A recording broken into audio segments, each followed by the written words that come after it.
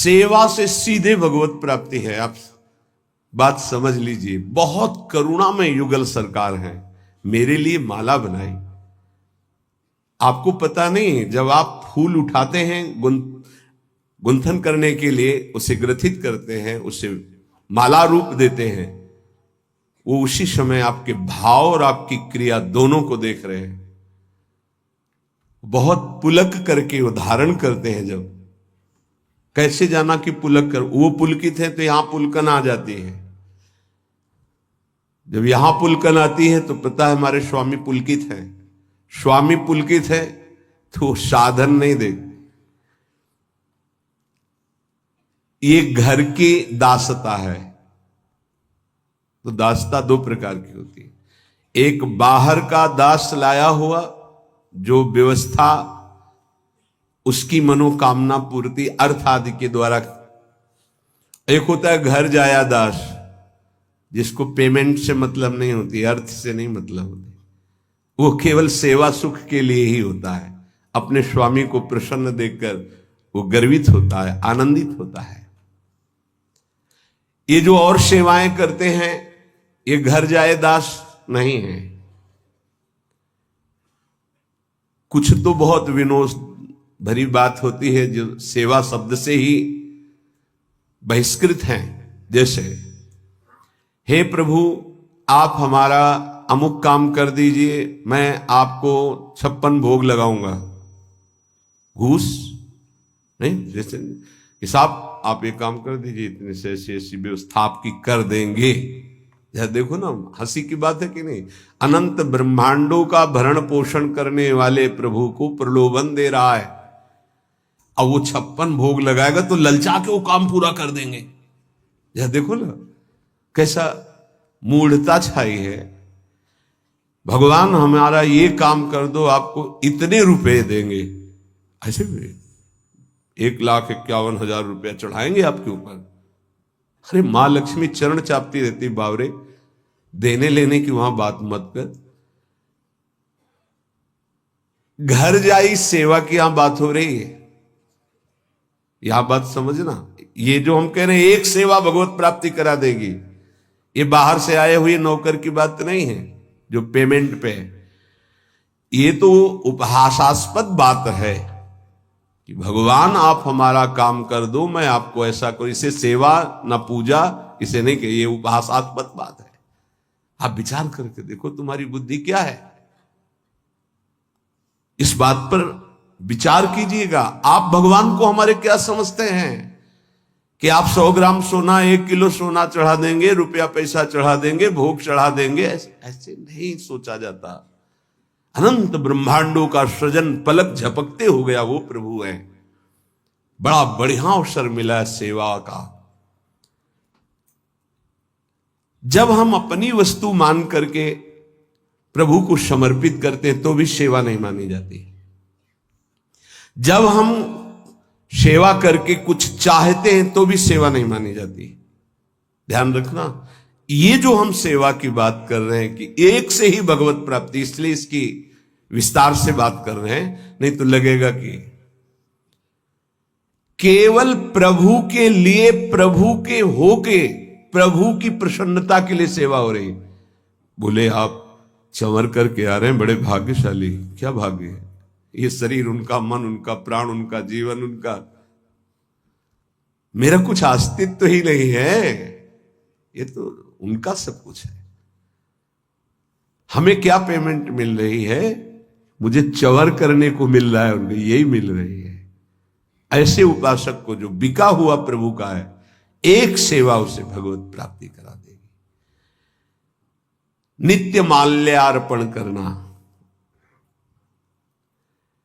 ये हमारे वृंदावन का एक पुष्प और 1 करोड़ का बाहर से लाया हुआ पुष्प समानता नहीं कर सकता। ध्यान रखना। बाहर से 1 करोड़ का पुष्प मंगाओ और वृंदावन की किसी लता का एक पुष्प, तो जो हमारे प्रियालाल वृंदावन के एक पुष्प से प्रसन्न होंगे, वो बाहर के 1 करोड़ से नहीं, होने आते हो रंग बिरंगे बड़े महंगे महंगे फूल, वो हमारे प्रियालाल को पसंद नहीं।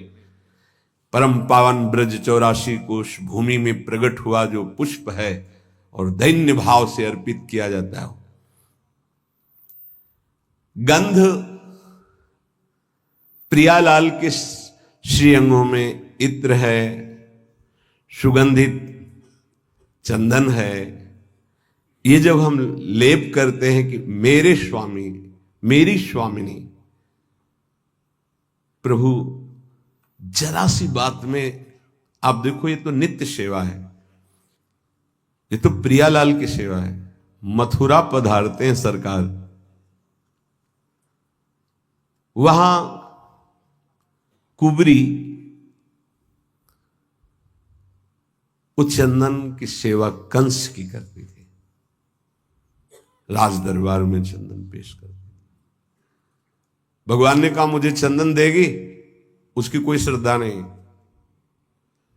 कि वो आकर के भगवान को चंदन लेप करे, मेरे स्वामी और प्रणाम न, कुछ नहीं। चंदन कहां ले जा रही है? महाराज कंस के, ये चंदन मुझे देगी? देखा, बहुत सुंदर, हां तुम पुरुष भूषण हो, बहुत सुंदर हो। चंदन तत्काल भगवान ने श्री चरण का स्पर्श करा के झटका वाला एकदम सीधी सुंदर दिव्य रूप। अब तो पीतांबर पकड़ लिया, कहां जा रहे हो? बोले आएंगे हम आपसे, मिलेंगे आपसे। जब उद्धव जी के साथ गए तो उद्धव जी को वो सर्वाश्चर्य हो रहा था कि ये प्रभु मुनियों के ध्यान में ना आने वाले, इसको ये सौभाग्य मिला, केवल एक बार चंदन लगाने का सौभाग्य। एक दर्जी ने अब सखाओं के जो जैसे कपड़े थे सब वैसे वो काट करके सिल कर बिल्कुल फिट कपड़े में, कुल परंपरागत ईश्वर बढ़ता रहे और अंतिम समय मेरे धाम को आए। सुदामा नाम के माली ने माला धारण करा दी। एक एक बार की सेवा में भगवत प्राप्ति, कुल परंपरागत ऐश्वर्य बढ़ता रहे, ऐसा वो हमारे प्रभु हैं। हमारे प्रभु के भी प्रभु हैं प्रेम, और प्रेम का मूर्तिमान स्वरूप है लाडली। आप कहेंगे प्रभु के प्रभु, हाँ, अगर प्रभु को कोई अधीन कर पाया है तो प्रेम, प्रेमाधीन कहा गया प्रभु का, और वो प्रेम का मूर्तिमान स्वरूप हमारी प्रिया जो है। और प्रियालाल दोनों को आपने माला अर्पित की। एक बार माला अर्पित किया तो भागवत में पढ़ के देखिए, एक बार चंदन अर्पित किया तो आप पढ़ के देख लीजिए, एक बार वस्त्र पोशाक सुधार दी तो आप पढ़ करके देख लीजिए। जबकि किसी विशिष्ट भाव सेवा में नहीं कि वो भावावेश में दास्य भाव, सख्य भाव, कांता भाव, सहचर्य, कोई ऐसे भाव का विशेष। जो नित्य प्रभु को चंदन अर्पित करता है, गंध अर्पित करता है, व्यजन पंखा करता है। बरसाने में लाडली जी की पंखा सेवा में एक बाबा वयोवृद्ध रहते, उनकी टांग में फोड़ा हुआ और उसने कैंसर रूप रख लिया। सेवा से नहीं हटते थे, बहुत कष्ट रहता। तो किसी भगत ने देखा तो कहा कि आप चलो एक बार मथुरा चलना पड़ेगा। वहां कहा पंखा सेवा छोड़ के, तो बोले आप जहां लाडली जी का मध्याह्न में शयन होगा हम गाड़ी लेके आ जाएंगे, आपको मथुरा ले चलेंगे और आपको सेवा के समय उपस्थित कर देंगे। तो राजी, जब आज डॉक्टर को देखा तो उनका है तो पैर कटेगा, ये ठीक तो होने वाला है नहीं।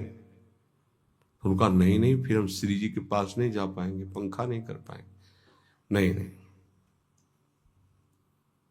हम मरेंगे बस श्री जी के सेवा करते करते, ये सब नहीं कराएंगे, कोई दवा नहीं, हमें छोड़े। श्री जी के पास छोड़ दिए पंखा। रात्रि में जब श्री जी शयन करती तो बाहर हो गए। तंद्रा से आई, लाडली जो आई, बाबा तो को कहां पीड़ा है? ऐसे देख बाबा, खड़े होके देख, कोई पीड़ा नहीं तेरे। चेतना आई, खड़े हुए एकदम फिट, कहीं कोई कष्ट ले, एकदम कर तुम अकर तुम अन्यथा कर तुम, स्वामिनी की सेवा में जरूरत है। सच्ची मानिए, ये तो उनका लीला विलास है कि पांच भौतिक नाशवान शरीरों की भक्तों में पीड़ा देखी जाती है। वो केवल बाहरी, आंतरिक जो महासुख मिलता है उसको कौन देख पाता है? तांबूल दानम, श्री स्वामिनी जी को ये अपनी सेवा पद्धति में है।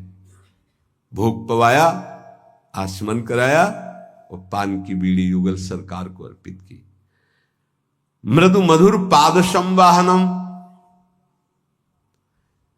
जब हम श्री जी को शयन करा रहे हैं ऊपर से वस्त्रावेष्टित किया, भाव में से बैठ गए, प्रियाजू के चरण चाप रहे, लालजू के चरण चाप। आपको लग रहा है कि खिलवाड़ हो रहा है, इसी से अधीन हो जाएंगे वो। जब एकांत में शांत भाव होकर हृदय से, तो एक दिन देखना आपके ऐसे जो आप कर रहे हैं कि चरण चापने के, उसी में श्री चरण आ जाएंगे। सत्य वस्तु प्रभु है, कोई कल्पना नहीं है।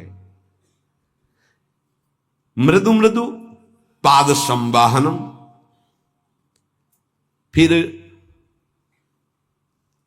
प्रियालाल की हम उत्थापन सेवा करके फिर उनको सुंदर पोशाक, सुंदर माला धारण कराना।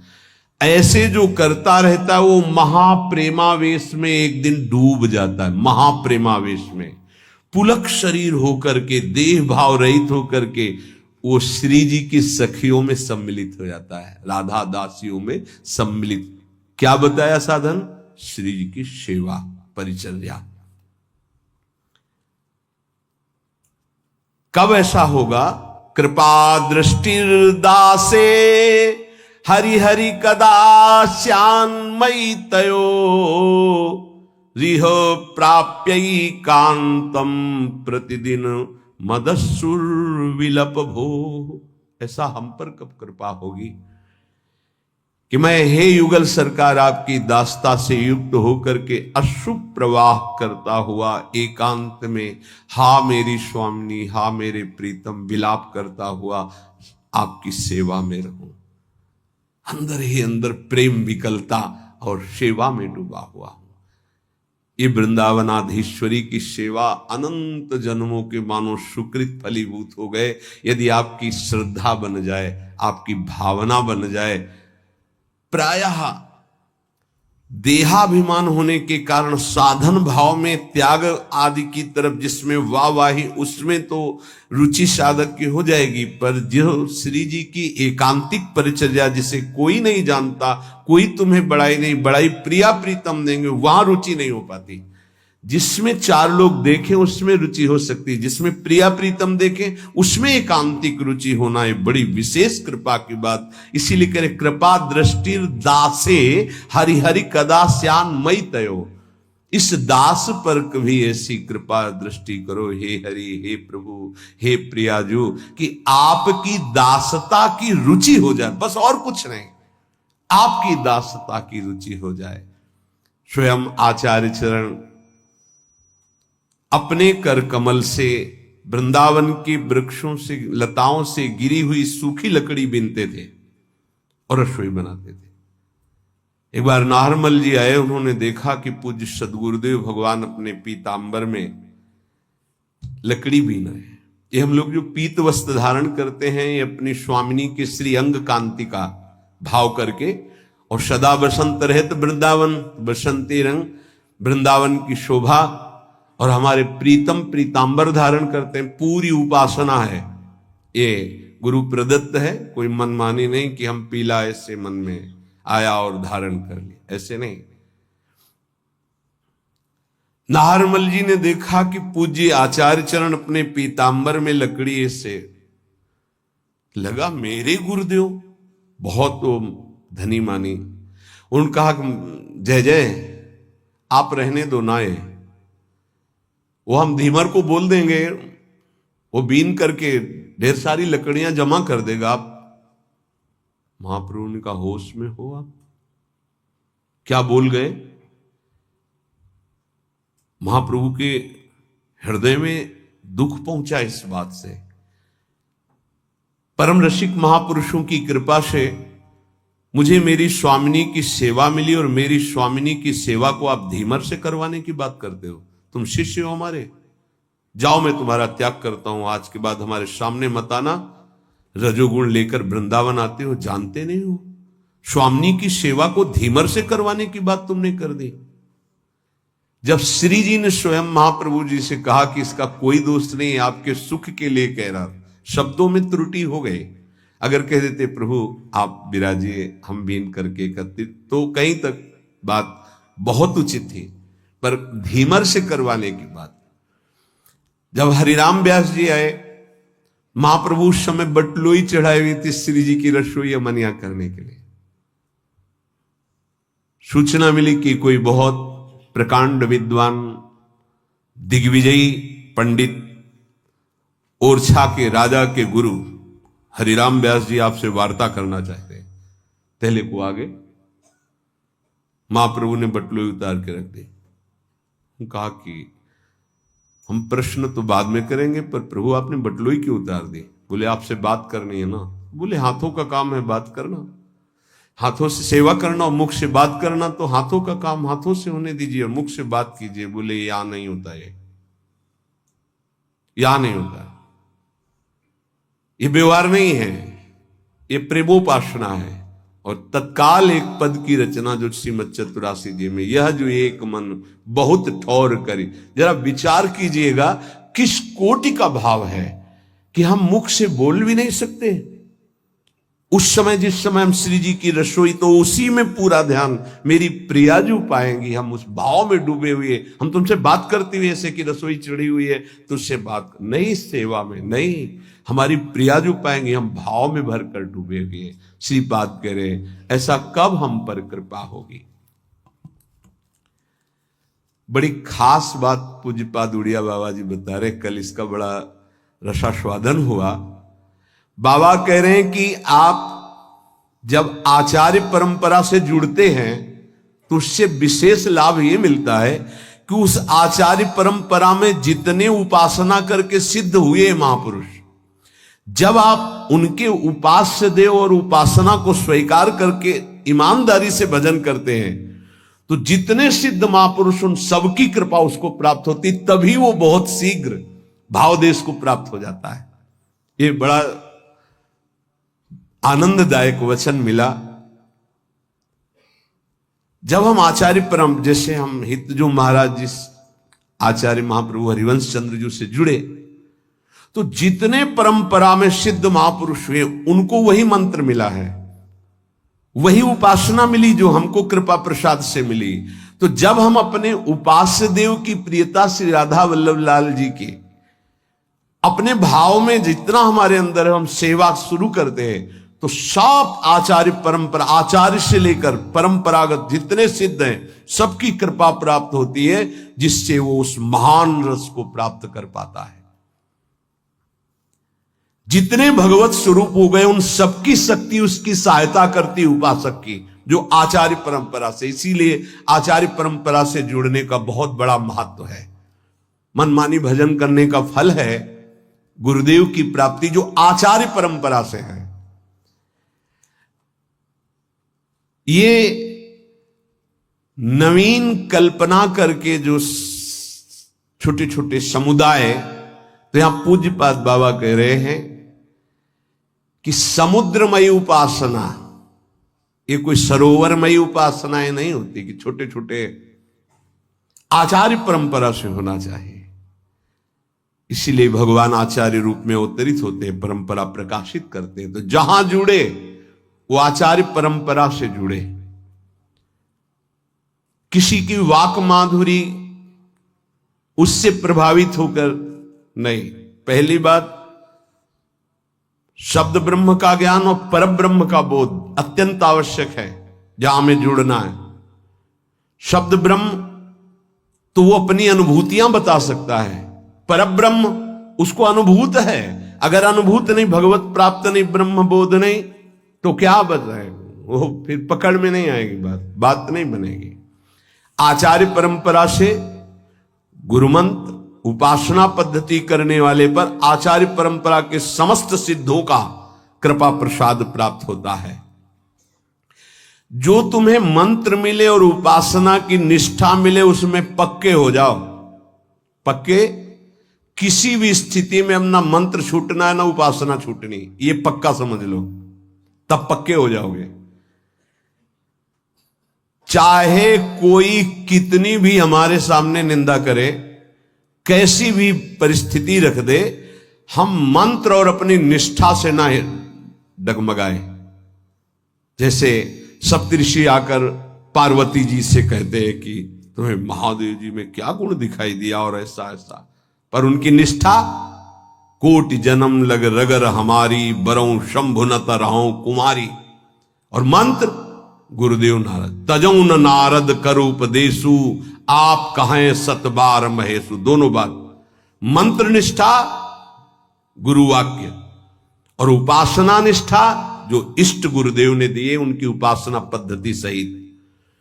यदि ये दो बात पक्की हो जाए तो हर समय आपकी स्वाभाविक भजन वृत्ति जागृत हो जाएगी। जब तक ये पक्की नहीं होती तभी तक अखंड भजन नहीं होता। अखंड भजन की जो वृत्ति जागृत होती वो ऐसे उपासक पे होती कि विषय भोगों की उपस्थिति में इंद्रियों का विषय भोग ना करने की प्रवृत्ति होना, बिल्कुल नहीं, रुचि नहीं। हर विषय उपस्थित हो और तुम्हारे अंदर भोगने की इच्छा ना हो, उसे कहते हैं भजन की वृत्ति जागृत हुई।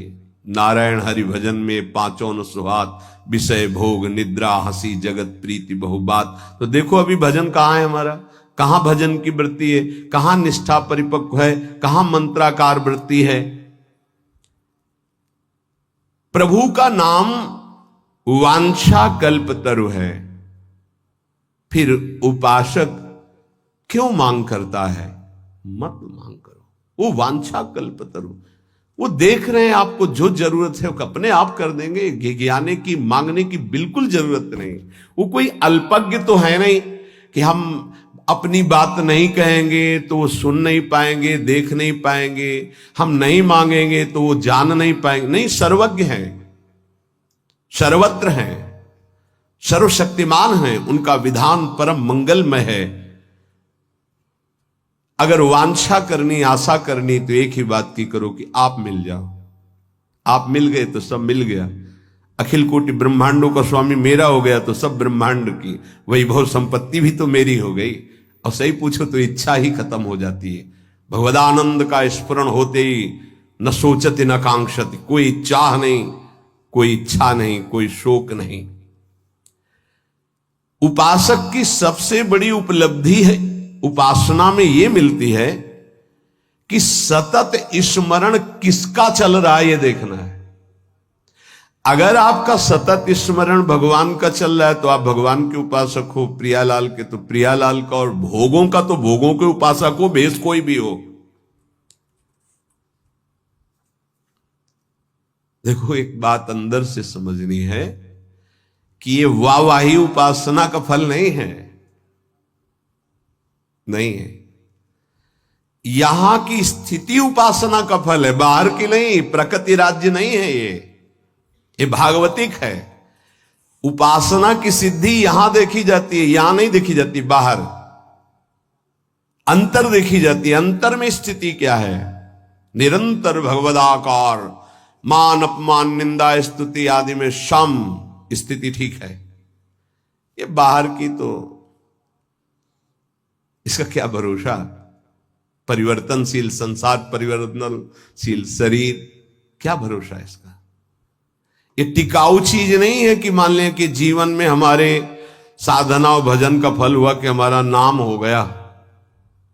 ये अज्ञान की वृत्ति है, ये साधना की वृत्ति नहीं है, ये उपासक की वृत्ति नहीं है, ये जिज्ञासु या ज्ञानी की वृत्ति नहीं है, ये घोर अज्ञान की वृत्ति है। चार अल्पज्ञ पुरुषों के द्वारा दिया गया सम्मान और उससे हम ये मान ले कि हम महान हो गए, ये अल्पज्ञता ही है, अज्ञान ही है। स्नेह भरा निरंतर स्मरण उपासक की उपासना की परिपक्व अवस्था है। ये बहुत बचना चाहिए सम्मान से, लोकप्रियता से, लोक रिझावे से। इसका कोई अस्तित्व नहीं है, कोई अस्तित्व नहीं है। आपको लगता है कुछ तो है, कुछ नहीं है।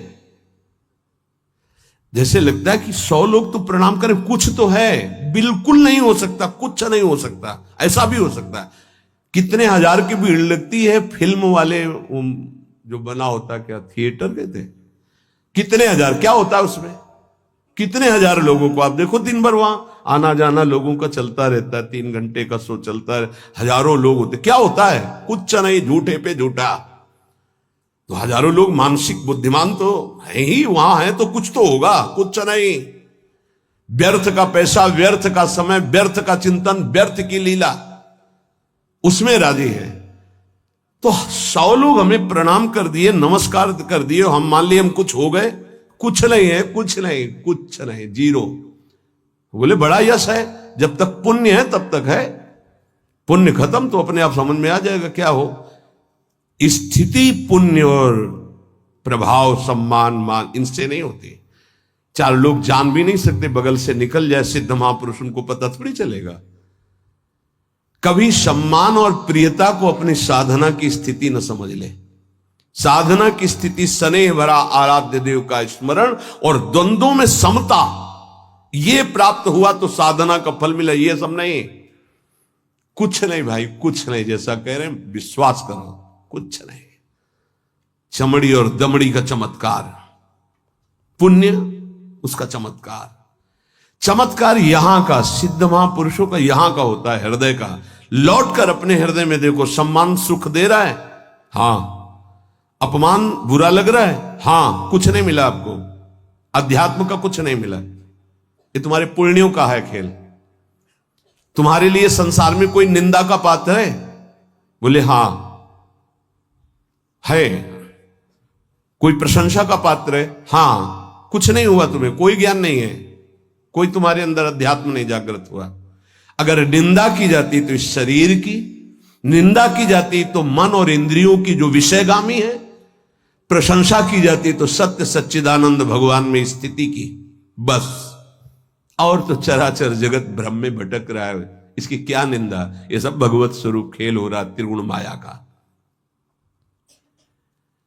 मनुष्य शरीर बहुत मलिन है, इससे एक ही उज्ज्वलता है भगवत प्राप्ति। सबसे बड़ा लाभ है मनुष्य शरीर का भगवत प्राप्ति। ये नहीं हुआ तो बहुत ही गंदा है, कुछ नहीं।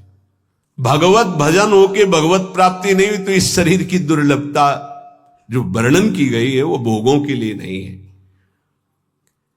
जब उपासक उपासना में लगता है तो उसको विघ्न डालने के लिए सबसे बड़ा शत्रु खड़ा होता है, जिसका नाम अहंकार है, अभिमान। जहां अभिमान हुआ तो उसका परिचय है कि आप में अभिमान है कि नहीं। जब दूसरों में दोष दर्शन होने लगे तो आप में गुणाभिमान हो चुका है, इसीलिए दूसरों में दोष दर्शन होते हैं। दोष दर्शन करने वाला निंदा करके ही रहेगा, वो दूसरे की निंदा करेगा, दूसरे का अपमान करेगा। उपासना सबसे छोटा बनना सिखाती है, और वो अपने को गुणी मानकर जब दूसरों की निंदा करता है तो उपासना में किया कराया सारा तप सुकृत नष्ट हो जाता है। बहुत ध्यान से इसे सत्संग कहते हैं, जो सत से संग करा दे। उपासक उपासना में देखता रहे कि कहीं किसी बात का अहंकार तो नहीं है, अभिमान तो नहीं बढ़ रहा। वो उसका परिचय यही है, आप निंदा करो या न करो, दूसरों को देख के यदि दोष दर्शन होने लगे तो अपने में गुणाभिमान जागृत हो गया और वो आपको गिराएगा, पक्का गिराएगा। बहुत सावधानी की जरूरत है। तुमको ये नहीं देखना क्या सत्य है क्या असत्य है, तुमको तर्क में नहीं फंसना। तुम्हें जो गुरुजी ने उपासना दी वो परम सत्य है, उसी में चित्त को समर्पित कर दो। जो विषयों से प्रेम करता है वो प्रिया प्रीतम का प्रेमी नहीं होता, और जो प्रिया प्रीतम का प्रेमी होता है वो विषयों का प्रेमी नहीं होता। विश्वास करो, ये जीवन केवल प्रभु के प्रेम के लिए प्राप्त हुआ है। अगर हमारे इस जीवन में भगवत प्रेम नहीं हुआ तो कैसा, फिर जीवन का मतलब क्या रहा। प्रेम कहां से प्रकट होता है? भगवत भक्तों के चरित्र पढ़ना, भगवत भक्तों का संग करना, निरंतर भगवान नाम जप करना, शरीर पोषण के लिए भगवत प्रसाद पाना, स्वरूप पोषण के लिए गुरु मंत्र जपना, भगवान की लीलाओं का